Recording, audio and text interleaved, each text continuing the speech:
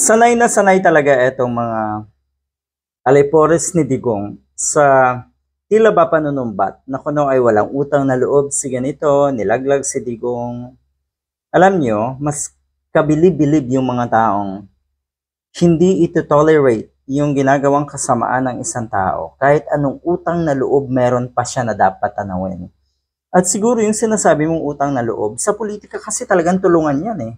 Hindi mo pwedeng sabihin na buong buhay mo ay kailangan mong tanawin yung utang na loob ng isang tao. 'Di ba?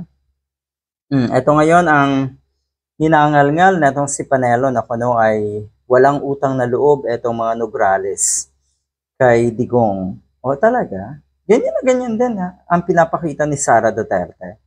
'Di ba? Lahat kailangan niyang balikan, lahat kailangan niyang isumbat yung kuno ay kanilang mga nagawa. Kung siguro naging mabuti kayo sa mga kababayan natin, doble-doble yung sinasabi niyong utang na loob, doble-doble ang balik sa inyo niyan. Pero kasi, hindi mga tanga at bobo yung mga sinasabi niyong walang utang na loob. Yun kasi nananatili sa inyo, yung mga taong patuloy na nagpapagago at nagpapauto sa inyo. Yun po sigurado ang pwede nating sabihin mga tanga at bobo. Nograles. Bata pa si Nograles, kumpara kay Digong, napakalayo talaga. So, ngayon natin masusubukan itong mga taga Davao kung talagang nag-iisip kayo ng matino. Kung meron pa ba kayong natitira na kahihiyan. Kasi sa tandang iyan itong si Digong at talagang hindi na nagsawa sa pwesto,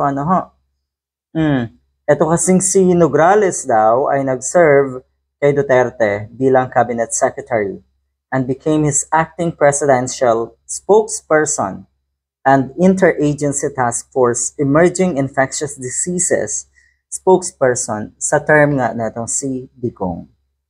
Yan ang bulalas ngayon na itong mga katulad ni Panelo dahil wala daw utang na loob. Bakit daw kinalaban?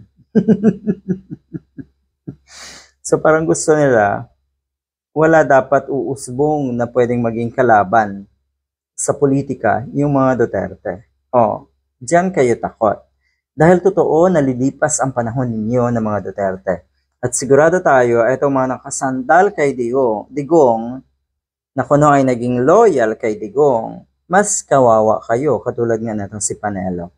So hinihikayat niya ngayon na bumoto daw ang mga taga Davao, kailangan daw 99.99% ay bumoto kay Digong. Ba't hindi niyo pa ginawang 100%? O di ba ganyan naman kayo paswapang? Nakaka-excite ang election na ito. Titignan natin kung ano ang mangyayari.